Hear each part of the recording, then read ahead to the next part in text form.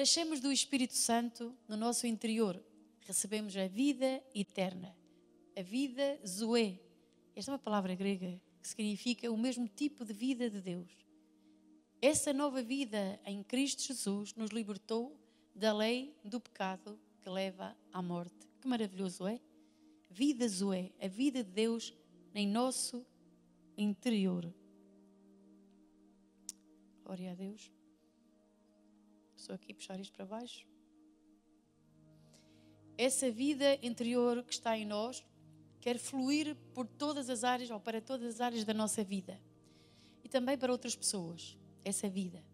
Essa água que brota, que Jesus falou à mulher samaritana, que nela se faria uma fonte que jorrava para a vida, ou que jorra para a vida eterna.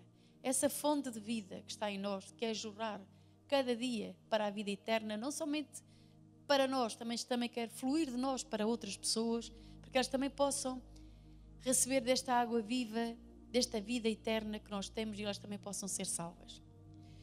Veja, o diabo veio para roubar, matar e destruir, disse Jesus. Mas Jesus disse, eu vim para dar vida e vida com abundância. Dá a sensação que o diabo estava a fazer as suas obras na nossa vida.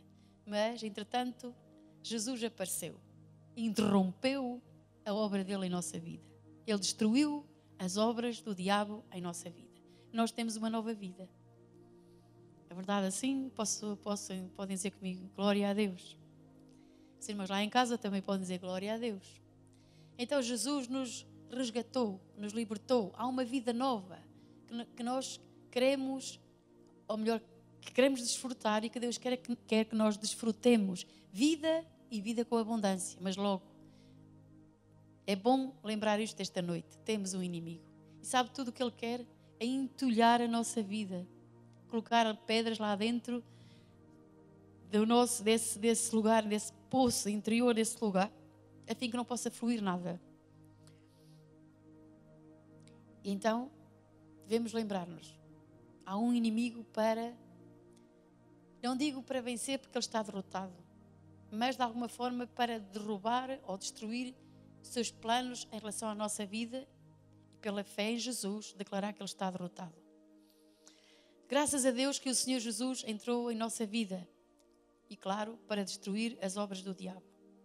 Eu dou graças a Deus por isso.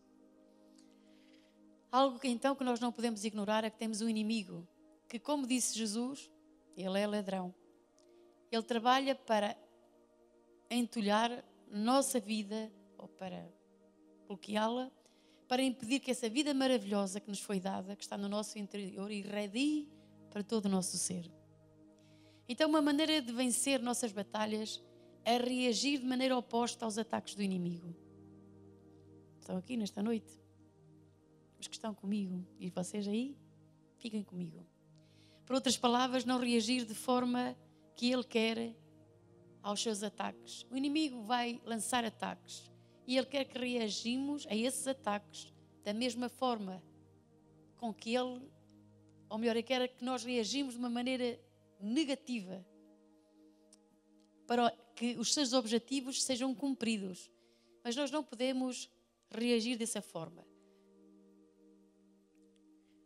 Nós estamos numa guerra espiritual e quanto a isso, nenhum de nós, creio eu, tem dúvida alguma.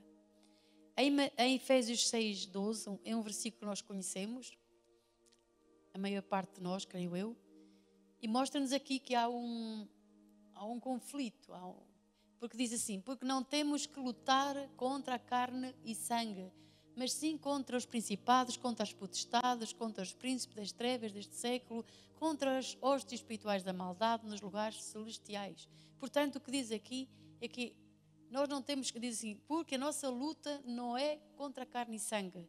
Logo vemos que há uma luta espiritual, certo? Não podemos dizer, não tenho lutas. Não, nós temos lutas. E que o inimigo está por trás de muitas delas é uma grande realidade. E então vamos pôr isto em mente.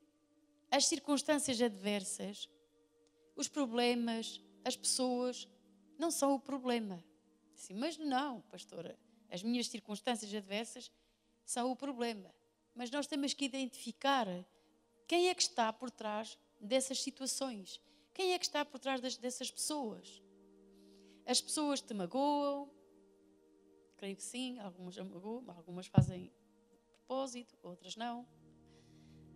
Algumas pessoas te magoam, ofendem, rejeitam, invejam, irritam, e etc, e etc. E não sabes o teu problema, ou melhor, o importante aqui é identificar quem está por detrás dessas pessoas e não lutar diretamente contra essas pessoas, mas sim saber quem é a causa do problema, quem é a causa de que essas pessoas nos estão a magoar. Porquê é que elas nos estão a fazer isto? O diabo pode encontrar uma pessoa que lhe dê lugar. E espero que também nós não demos lugar ao diabo. E agora deixe-me dizer, mesmo cristãos, sim, é verdade. Quantas vezes, não digo de propósito ou desapercebidos, somos usados por ele. E muitas pessoas são usadas por ele. Você pode levantar-se numa manhã completamente feliz e radiante, e logo o dia começou tão maravilhoso, mas apareceu um intruso. Tudo tinha condições para ser bonito esse dia. Mas logo apareceu um intruso, logo apareceu alguém para te irritar logo pela manhã cedo. Claro que eu creio que isto acontece a todas as pessoas. Bom, então é aí exatamente que temos que ter olhos abertos, porque se não identificamos o inimigo, estaremos molestados ou irritados o dia todo. Isso quer que lhe diga até o dia seguinte. E até lhe digo mais, e só de pensar isso se vai irritar. E só de pensar do que lhe foi dito, se irrita. Pronto, esse é exatamente o plano do inimigo. Nesse dia, ele pensou, este está muito alegre, mas eu já vou preparar-lhe aqui uma armadilha. Portanto, como é que vamos evitar isso? Ou melhor, como é que vamos reagir perante isso?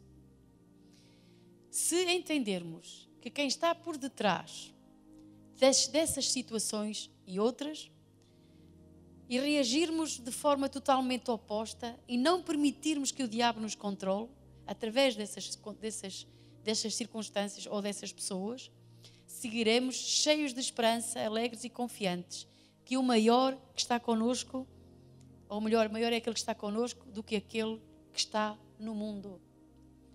Então, não deixe que o inimigo o use também a si, deixe antes que Deus o use em suas mãos. É certo que necessitamos que Deus trabalhe em muitas áreas da nossa vida. E muitos de nós fomos feridos, rejeitados e muitas outras coisas.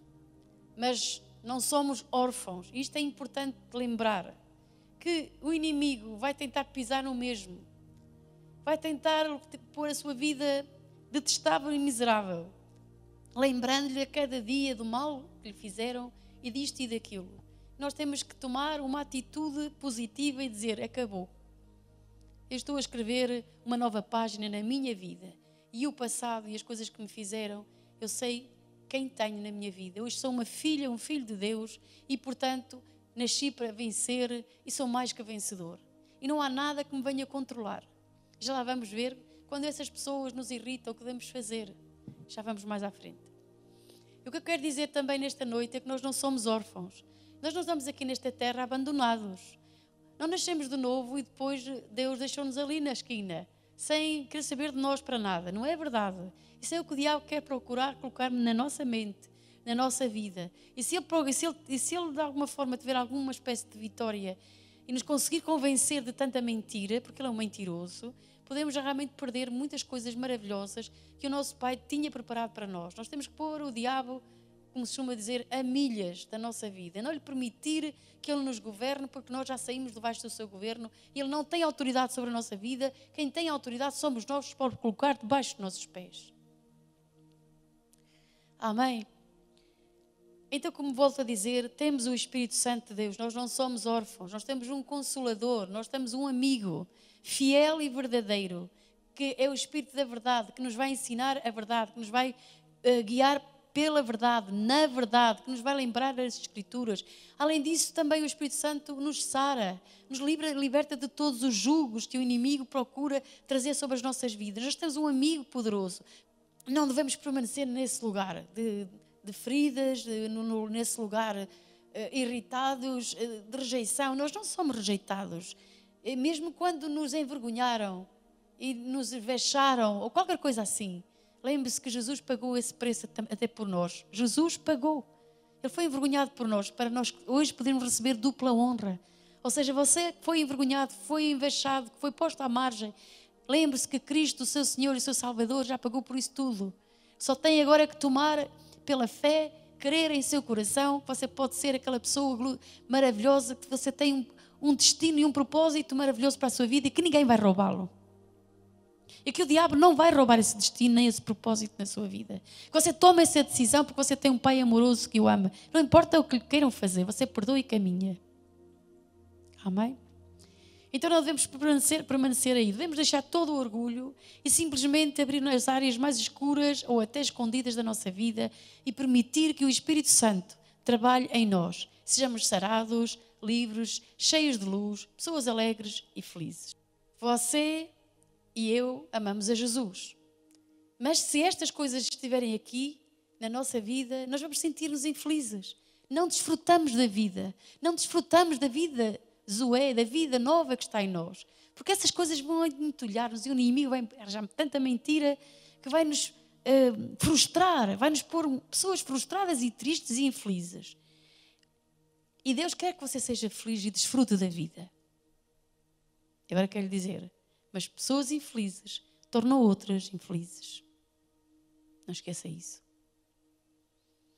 Quando nós nos sentimos amargurados, vamos fazer o mesmo, ou melhor, as outras pessoas ao nosso redor vão sentir isso mesmo. Nós vamos fazer delas a mesma coisa. Porque nós estamos amargurados, nós estamos infelizes, não conseguimos fazer os outros felizes. Lembre-se disto. Lembre-se nesta noite. Meus queridos irmãos, nós somos todos irmãos em Cristo. E cada um de nós Deus tem um destino e um plano maravilhoso para cada um de nós. Não vamos deixar o diabo amargurar a nossa vida. E na verdade as pessoas que nos magoam, algumas delas nem sabem. E outras que até poderão saber, o que adianta? Elas seguem o seu caminho. Pastora, mas não vai acontecer nada. Isso é com Deus, não é connosco. Então somente você segue o seu caminho e perdoa. Por que é que você vai ficar amargurado, triste e abatido? A pessoa vai seguir o seu caminho. E você e eu, se fizermos isso, ficamos paralisados ali. Deve definhar, cheios de amargura.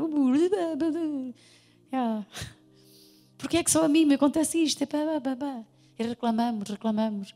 Um bocadinho até com Deus. Porquê é que permitiste? Isso não vai roubar-nos toda a alegria e todo o amor de Deus. Estou a falar sobre lutas e sobre vencer o inimigo. É como também temos que vencer estas coisas para que o inimigo não tenha acesso. E você e eu podemos ser amados, sentir o amor de Deus, a esperança. A esperança, deixe-me dizer-lhe isto. A esperança vai afetar a sua mente e toda a sua alma. Na verdade, a fé está no coração. A fé é crer. Mas se não há esperança, como você vai crer? Se tem uma mente totalmente negativa, uma mente depressiva, vai ser muito difícil crer em alguma coisa. Até porque a ausência da esperança, eu até venho a ensinar isto de manhã, a ausência da esperança é a desesperança. E aí a palavra desesperança, a seguir, é o desespero. E uma mente que está completamente desesperada perde toda a alegria. Ela não tem esperança. Porque a esperança de Deus, a esperança divina, a esperança que o Espírito Santo nos dá, ela mantém-nos confiantes de que algo bom Deus tem para nós. No meio da turbulência, diz: não, Deus tem algo bom para mim no meio disto tudo. os pensamentos de Deus a meu respeito são bons. Portanto, no meio disto tudo, eu ainda confio. Há algo maravilhoso para mim. Poderá dizê-lo nesta noite? Podemos dizer nesta noite? Vamos derrubar essas mentiras do diabo. Vamos dizer, no meio disto tudo, eu creio que Deus tem pensamentos de paz para comigo e que algo maravilhoso está a ser preparado para mim. Eu confio nele. As pessoas que nos maltratam precisam ver em nós alegria, misericórdia, temperança e domínio próprio. E podemos fazê-lo porque podemos exercitar o fruto do Espírito. E eu vou esclarecer isto mais um bocadinho à frente. Espera lá, peço desculpa, mas eu aqui tenho que... Desculpem. E não aprendi muito bem a trabalhar e não tenho aqui o rato comigo. Portanto, o que eu quero dizer é, as pessoas que nos maltratam, se nós respondemos da mesma moeda e fazemos da mesma maneira, nós já perdemos a batalha. O inimigo já sorri e já está todo satisfeito e disse, consegui. Era exatamente isto que eu queria que acontecesse. Mas se nós usamos de temperança, domínio próprio e misericórdia, essas pessoas vão perceber que o que elas fazem não nos aborrecem, não nos transtornam, não nos dominam. E também vão ficar impressionadas e o diabo que está por trás delas vai ter um colapso nervoso. Em vez de ser você, meu irmão, a ter um colapso nervoso, deixe que o diabo tenha esse... Ponha-o nervoso. Não é quando nós continuamos magoados e a reagir exatamente como o diabo queria, que somos vencedores. É fazer o oposto. Ok? Ou seja, eu não vou ficar irritado nesse dia. Alguém me fez mal, eu vou dizer, está perdoado em nome de Jesus. Vou seguir em frente com a mesma alegria, porque ninguém vai roubar uma alegria que Deus me deu. Ninguém vai roubar. Jesus pagou com a sua vida para me dar alegria. E não vai ser agora uma pessoa usada pelo diabo que me vai roubar a alegria. Proponha isso em seu coração. Se levanta-se de manhã e se alguém ou alguma coisa lhe quer roubar a alegria de você, diga, não, ninguém me vai roubar a alegria. Eu sei que há coisas difíceis. Bom, eu estou a falar de coisas que são do dia a dia. Há coisas que aparecem na vida das pessoas, que são difíceis, dolorosas. Mas ainda assim, a palavra de Deus garante que o Consolador, que é o nosso Espírito Santo, pode consolar a nossa vida de todo aquilo que aparece em nossa vida, que pode afetar-nos em todas as nossas áreas. O Espírito Santo mora em nós. Ele não está longe, Ele mora em nós. Portanto, temos de ter este companheirismo, este amor, como é de explicar, este relacionamento com Deus, que Ele caminha connosco, nós caminhamos com Ele, Ele está connosco, nós queremos nele e não nos desviamos disso aí.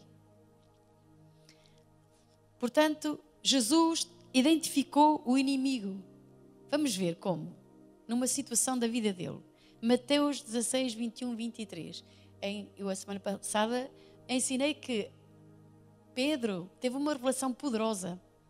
E sobre essa revelação, de que Jesus é o Filho de Deus, que é o fundamento da nossa fé, disse Jesus que edificaria a sua igreja e as portas do inferno não prevaleciam contra ela. Isto é o Pedro que recebe uma revelação de Deus. Mas o Pedro ainda tem algumas fraquezas, que é preciso Deus lidar com elas. Portanto, é isso que acontece também às vezes conosco. E com outras pessoas que nos rodeiam. Já está? Então, desde então começou Jesus a mostrar aos seus discípulos que convinha ir a Jerusalém e padecer muito dos anciãos e dos príncipes, dos sacerdotes e dos escribas e ser morto e ressuscitar ao terceiro dia. E Pedro, tomando-o à parte, começou a repreendê-lo. Vocês já estão a ver, conseguem ver este cenário? Então, Pedro está a repreender o Mestre, o Salvador, o Senhor, o que teve uma revelação que é o Filho de Deus. E olha só, ele diz, e Pedro, tomando-o à parte, começou a repreendê-lo, dizendo, Senhor, tem compaixão de ti, de modo nenhum te acontecerá isso. Veja, ele tirou à parte e diz a Jesus, é preciso ter um bocado de ousadia, ter um bocadinho de presunção e um bocadinho de orgulho. Nada, não te vai acontecer nada disso. O versículo anterior, por favor, ainda. E tomando-a de parte, começou a repreendê-lo e dizendo, tem compaixão de ti, de modo nenhum te acontecerá isso. Sabe, já vamos lá. E o versículo seguinte agora.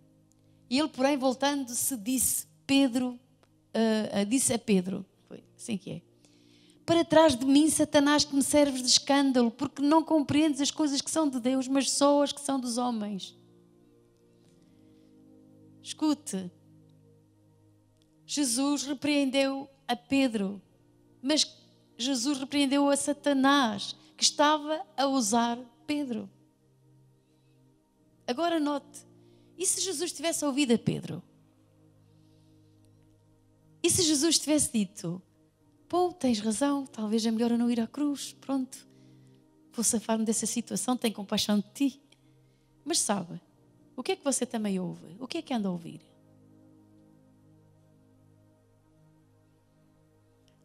Portanto, se Jesus tivesse ouvido a Satanás, ou o diabo, ou a Pedro, você e eu hoje não seríamos salvos.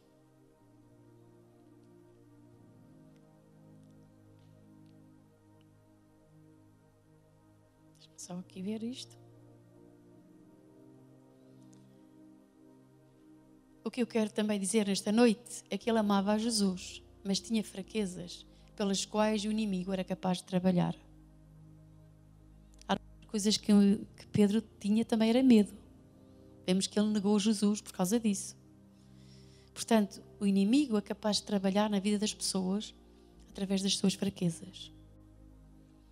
Então pense se realmente Pedro tivesse seguido o conselho, Jesus tivesse seguido o que o Pedro tinha dito. Seria uma coisa terrível, não é verdade? Agora a pergunta que eu faço é nesta noite, assim, meu irmão que me está a ver e todos que estão comigo nesta noite, quantas pessoas já ouviu que talvez o tenham tirado do propósito de Deus?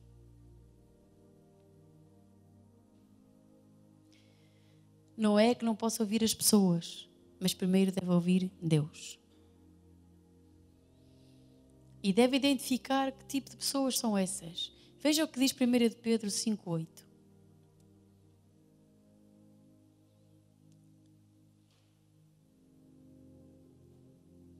E sede sóbrios, vigiai. Ou seja, não podemos estar descuidados. Vigiai.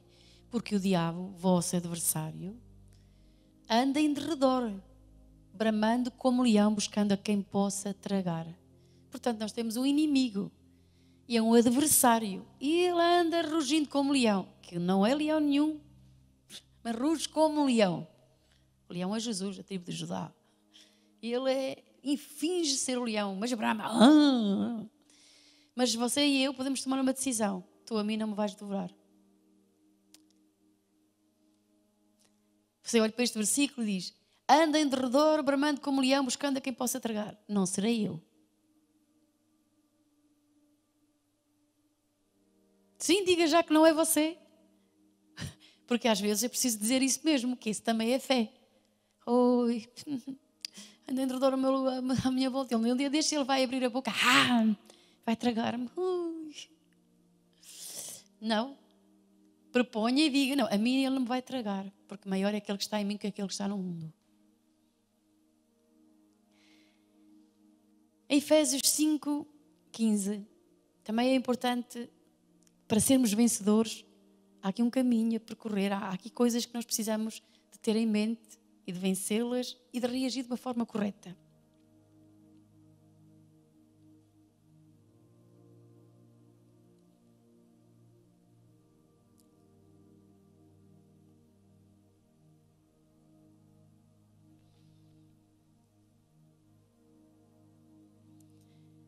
Diz assim: portanto, vede prudentemente como andais, não como néscios, mas como sábios. Seguinte: remindo o tempo, porque os dias são maus. Então, o apóstolo Paulo está a dizer, vamos lá outra vez ao mesmo versículo 15. Portanto, vede prudentemente como andais. A pergunta que se pode fazer é: quem são os seus amigos? Com que tipo de pessoas anda? Você anda com pessoas que o fazem ser uma pessoa melhor? Ou anda com pessoas que tentam fazê-lo pecar? Você aceita o conselho deles para a sua vida? Deixe-me dizer-lhe também esta frase que não é minha, mas que eu gostei. Que diz assim: não deixes que as más escolhas das outras pessoas determinem o teu destino.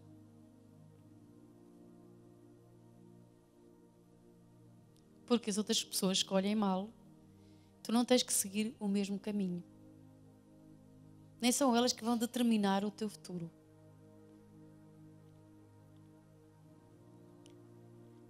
E se aceitar o meu conselho esta noite, ande com pessoas que o edificam, que te levantam e que te desafiam a ser uma pessoa melhor.